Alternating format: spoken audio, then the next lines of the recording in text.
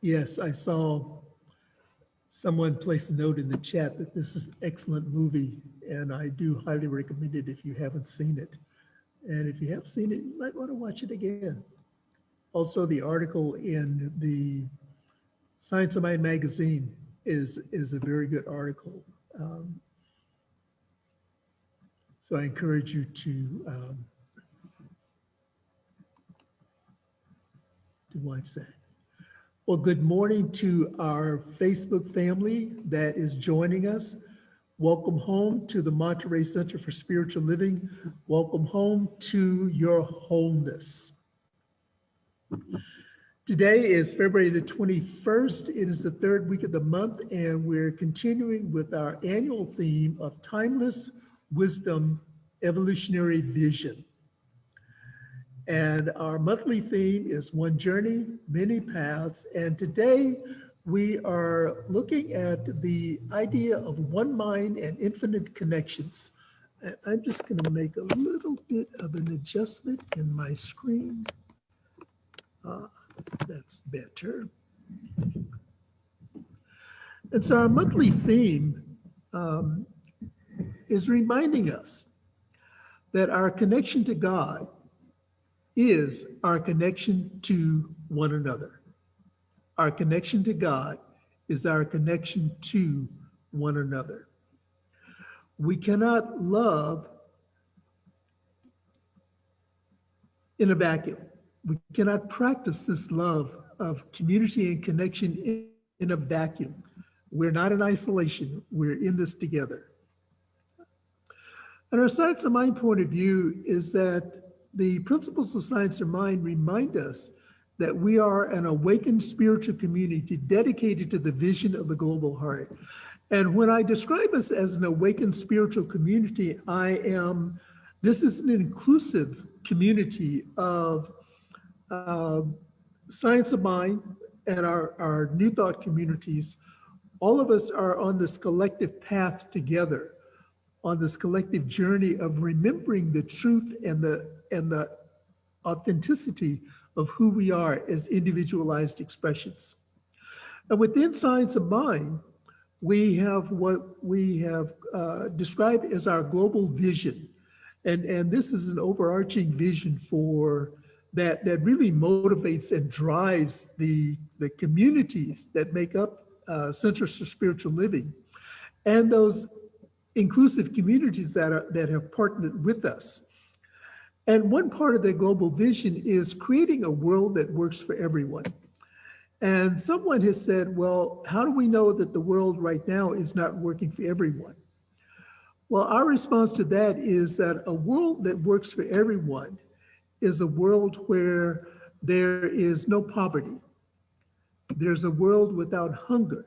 There's a world without homelessness. There's a world that does not practice disenfranchisement in all of the various forms that it shows up, and a world where war no longer prevails. And of course, you may say that's a lofty goal, and we know that the universe abhors a vacuum. And so when poverty and hunger and homelessness and disenfranchisement and war is eliminated, it is replaced with forgiveness, with compassion, with nonviolence, with respect, with a generous sharing of all of our resources. This becomes the norm. And you may follow up with the question, okay, what is my part in creating this? You know, I'm just a singular individual. What can I do to contribute to this global vision, which is actually our local vision also? The answer is that we begin with what we have right where we are. And I want to share this story with you. Some of you may have seen it. It appeared on Now This Media. It's an illustration of working with what you have right where you are. Galaxy Furniture Stores in Houston, Texas, owned by Jim McVale, also known as Mattress Mike, opened several of his store locations as shelter for Texans who had lost power amidst the severe winter weather that we've all been witnessing in the news media. Two of his stores are reported to be 10,000 plus square feet. They're self-contained with restaurants, with bathrooms. And of course, it's a furniture store, so there's beds and sofas and recliners. There's also, the stores have their own generators, so they were not dependent on the power grid, and other amenities that made life comfortable on a temporary basis for those who were in need. And this was a piece of the story that really resonated with me. And this is what I describe as Mr. McVeighl's why. And I quote him, and he says, "We think the essence of living is giving, and that it is not our privilege to do this, it is our obligation. The essence of living is giving, and it's not our privilege, but it's our obligation." And he goes on to say, this is what we're put on earth to do. And that is to help other people when situations come up. That's the time for us to spring into action and to help people get a better view of the day, because right now, some of their lives are very dark. And of course, this is not the first time Mr. McIngvale had offered his stores as shelters for weather-related phenomena in the Houston area. He opened his furniture stores to those who were impacted by Hurricane Harvey back in 2017, and he makes a little bit of a reference to this in this piece. So I invite you, if you haven't seen it, to watch. It's a very small clip. It's on the network. Now this, you can Google it and we'll call it up for you. This morning, I salute Mr. McIngvale as a spiritually conscious business leader. And I'm sure somewhere in our home office network, there can be an acronym that is created for this, and it may show up somewhere down the road as a piece of the global vision. And I'm saying that kind of tongue in cheek. Those of us who were in the convention this week recognize that we're great in creating acronyms. So it's just a little sidebar note there. Now, we may not all have access to the same resources as Mr. McIngvale, but we each have something to give. We can give a smile, a kind word. We can engage in an act of compassion or unconditional love. Some of us are in a position to offer financial support to organizations or agencies that are serving individuals or the larger community, that they're providing services that are in alignment with both our spiritual values and our personal values. We can share in teamwork in creating this world that works for everyone. We can release lovely items that can be placed back into circulation. And this is where I'm including myself, because I have items that I've identified from my recent move that I no longer use, I no longer need. They've been sitting up on a shelf or boxed in a closet someplace. And they're still boxed in a closet, waiting for me to identify the location to put them back into circulation. Another thing we can do is practice SBSA. SBSA. This is an acronym I created yesterday. And SBSA stands for stop, be still, and ask. And we ask, what is mine to be and do? And notice the emphasis is on what am I to be, first of all, and then what am I to do? Quite often we reverse that and we begin to try and identify what it is that we are to do. You know, we're compelled to go into service, to get into action of some sort. And I just invite us to be mindful of our intention versus the impact that it may have on the individual or the community or whatever it is. And that's why I believe that it is important in our spiritual practices are the tools that we have to do this. It is important to be still and to ask. In fact, what I ask is, what am I to know? What am I to know? What am I to be? And then what am I to do? What am I to know first? And out of my knowing, the question arises, is this mine to do? Or is it someone else's to do who is better equipped, that has more access, that has more experience in this particular area, whatever it is? These are ways that we show up in community, and this is ways we contribute to this global view of creating a world that works for everyone. In this idea of one mind and infinite connections, we are called to remember that we live in a universe of wholeness, that we live in a universe of allness, and that we live in a universe of oneness.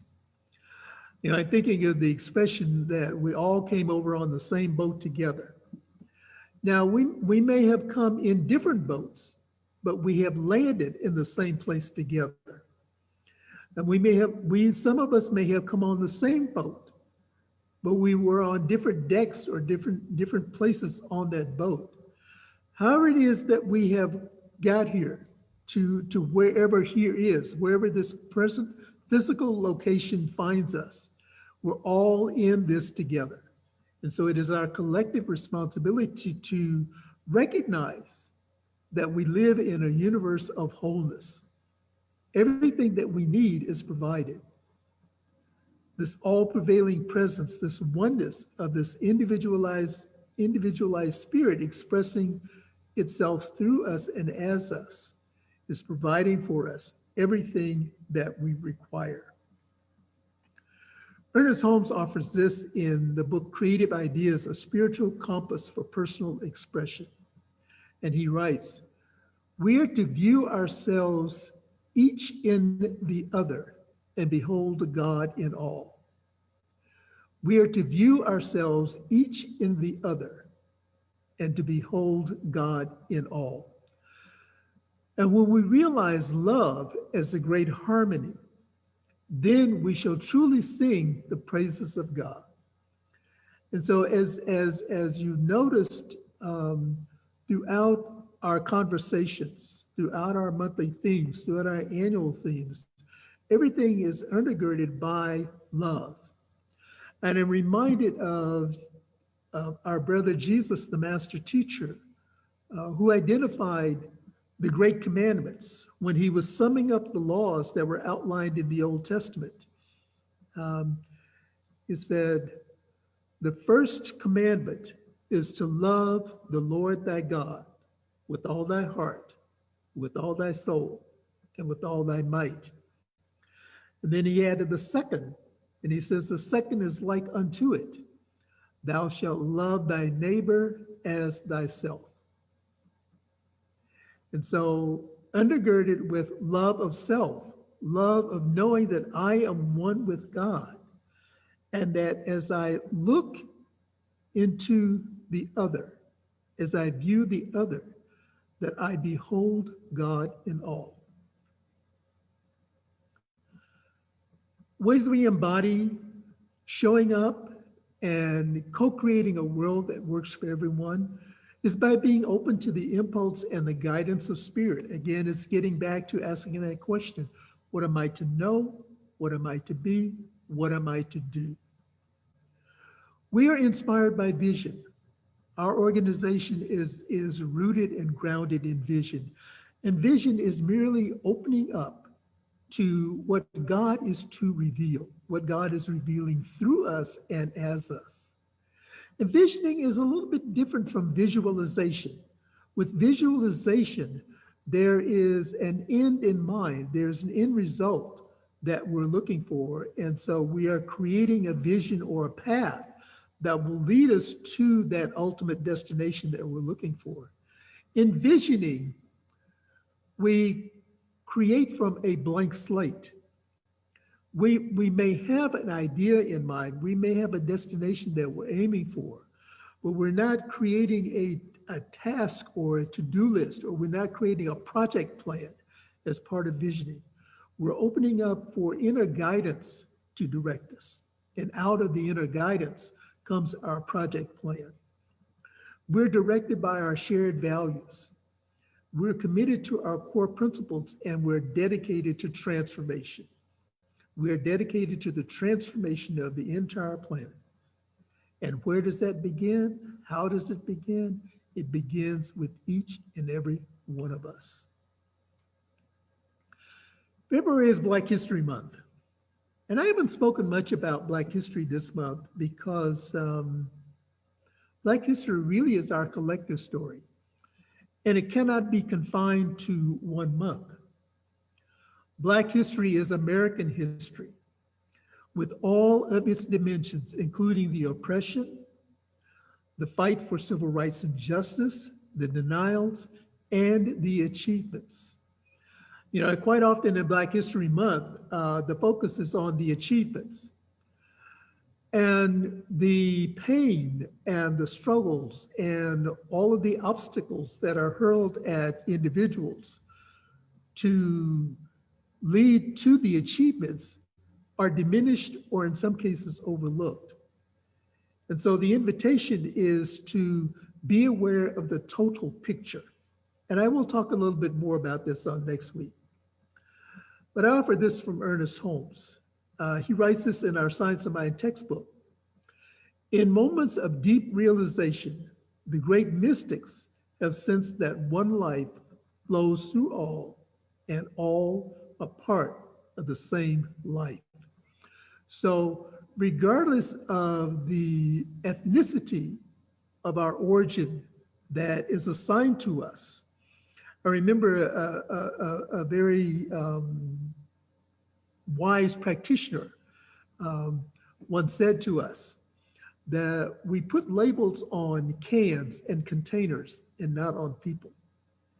And so as we begin to recognize our oneness and our allness and our wholeness, we can move into a place where we remove the labels and see each other as individualized expressions of spirit. We are part of that one life. I do encourage you, though, to watch an excellent, outstanding documentary on PBS. It's a two-part documentary, and the title of it is The Black Church. This is our story, this is our song. Some of you may have seen pieces of it. I've watched maybe half of the first part, and I do plan to watch the remainder of it. It is an excellent documentary with Dr. Henry Louis Gates Jr., who is the executive producer, the writer, and the host. And it's available on PBS and also on YouTube. The documentary explores what has been identified probably as the most important institution in African-American history, the Black Church. And I really do encourage you to watch this. The Black Church is my history. It is a tradition that I come out of. It is a place of connection for me. And for those of us who live locally here in the Monterey Bay Area, our local station, KSBW Channel 8, is also airing a series during the month of February titled History and Hope. It's a celebration of Black history with courageous conversations about the fight for civil rights and justice. Courageous conversations. And you know, Spirit is just so magnificent in the way that it shows up in my life. I've been exploring this idea of creating a conversation series called Connections, or something else that Spirit may reveal as a title. And I had another laugh at myself this morning. Usually in our Science of Mind magazine, in our daily guides for living, I will often read ahead to Sunday to see if there is maybe a word or a phrase, or if I may get a feeling tone from that particular lesson for the day that I would want to incorporate in my Sunday talk. Well, this week I did not read ahead. And of course, this morning when I opened the magazine, what's the title for today? The topic for today is Connections. So thank you, Dr. Sharon, who is the writer of the guides for this month, for just being open to Spirit to just drop that on the perfect day that I was going to talk about it. In the series that I am developing, in the connections, the conversation, the intent is to call us into conversation with each other.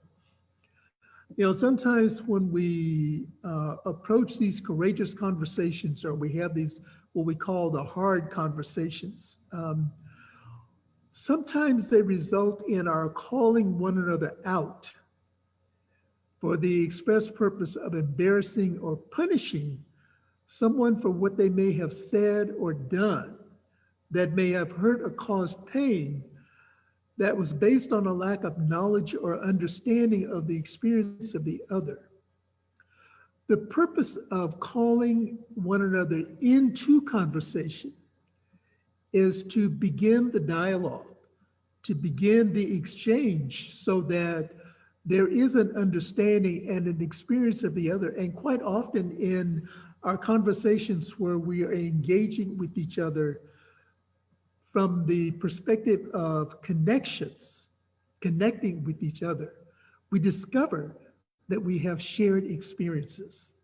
And so it is out of our shared experiences that the conversation really deepens and the connections form even more. So stay tuned for more details, and I'm looking at probably, mid-March or maybe April to launch this series. And I offer this again from our founder, Dr. Ernest Holmes, in the book Creative Ideas, A Spiritual Compass for Personal Expression. And Dr. Holmes writes, "We are to view ourselves each in the other and behold God in all.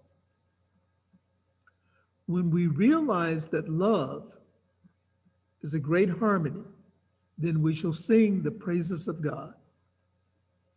We're to view ourselves each in the other and behold God in all. This is when we realize the great love as a great harmony, and we sing the praises of God."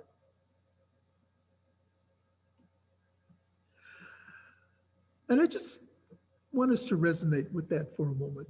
And I know I used this quote earlier, but it was really important to me this morning to offer it to you again. When we view ourselves each in the other, that's when we behold God in all. And so I invite you now to just take a moment to scan through the participants that are on the call this morning. Just scan through and behold God that is reflected as each one that is a part of this community this morning.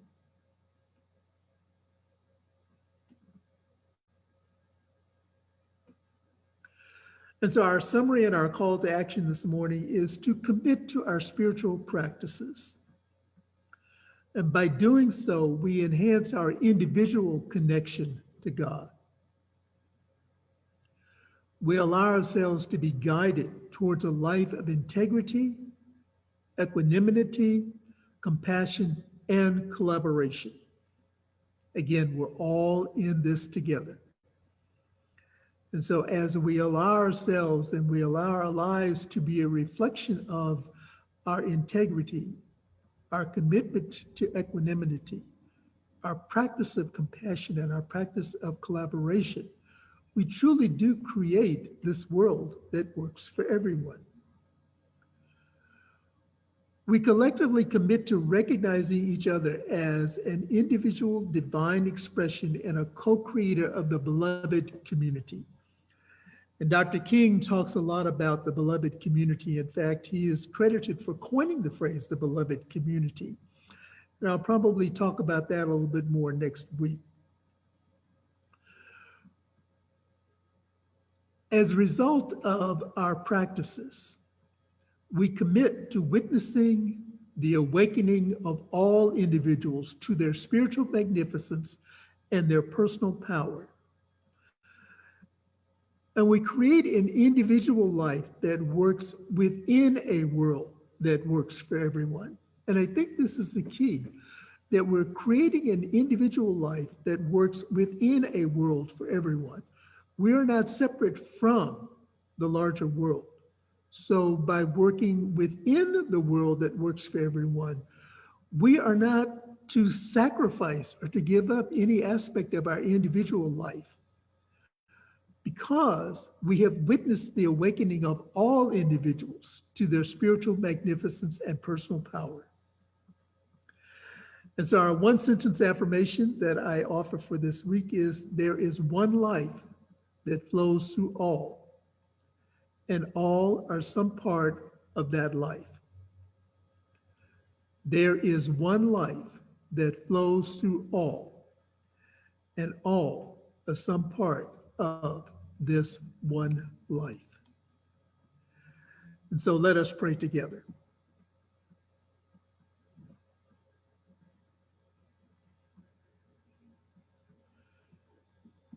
Turning within to this place of stillness, to this infinite place of connectivity and connections. What I know to be the truth is that there is one life. That life is God's life. That life is perfect. That life is my life now. And it is the life of each individual that is participating in this gathering this morning of the Monterey Center for Spiritual Living. The beloved community expressing itself locally and non-locally through the creative aspect of technology. Another evidence of the one mind, that each one has, and that each one is an inlet and an outlet to this one mind, this creative source, the source of being that all that there is. And so I bless and give thanks for this spiritual community, and I bless communities and faith-based organizations, churches and synagogues and mosques, all places where people gather together in community, in connection with one another, in recognition that there are many paths that lead to this infinite experience, this infinite source of absolutely all that there is. I open my heart this morning with deep compassion and love for those who are experiencing transition in their lives, transitions of loved ones who have stepped off of this mortal plane into the next greater dimension of life. Open my heart of compassion to those frontline, in line, whatever place they are in line, those who are providing service and support, spiritual support, medical support, financial support, resources that are nameless. I bless them for their saying yes to living and working within a world that works for everyone. I give thanks for just absolutely everything that there is in my life and in the life of those who are with us this morning. And for this and so much more, with eternal gratitude, I release now into the law, which always says yes, and I just allow it to be. And I invite you to affirm this with me as we say together, and so it is.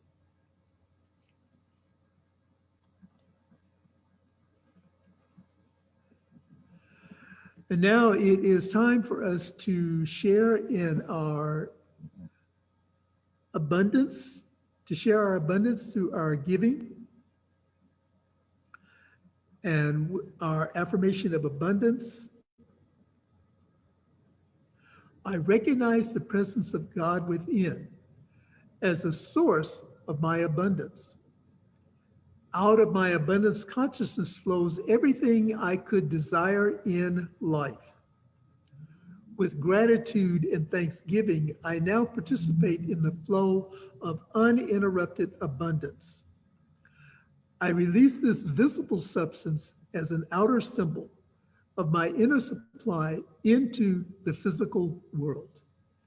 This prosperous experience is evidence of my abundance consciousness. And we have on our screen the various ways that you may contribute to the center by mailing a check or going to our website, or texting to 831-246-9694. And just a quick share of abundance before we say goodbye to our Facebook family. I was expecting something in the mail, a record for something that I had given to. And so this envelope comes in the mail, and I'm thinking that this is the receipt that I've been looking for and expecting in the mail. And so I just didn't bother to open the envelope. And so yesterday, Spirit said, open the mail that you have stacked over there. And I opened the mail, and to my surprise, in this envelope was a check rather than the receipt for what I was looking for. So again, the Spirit message to me was, open your mail on a daily basis, because your abundance has been sitting there for a little over a week. And so thank you for your generous, the generous way that you support our community that allows us to continue to expand our technology and to bring forth the programs and the offerings that we offer to you as a spiritual community. So to our Facebook community, we love you, we appreciate you, we thank God for you, and we invite you to come back next week, where we will talk about the one journey, many paths, and the one infinite connection. Oh, that was what we talked about today. Okay, my bad. I don't have my talk for next week. I do have it. I don't have it for our Facebook family. So, let's just hang out, have fun, let go of, I've given up the idea that I can be perfect. I learned that lesson a long time ago. And so again, to our Facebook family, we love you, we appreciate you, we thank God for you. And share this talk. If there was something that resonated with you, share this talk with your friends and invite them to be a part of the experience of the Monterey Center for Spiritual Living in beautiful, sunny Monterey, California.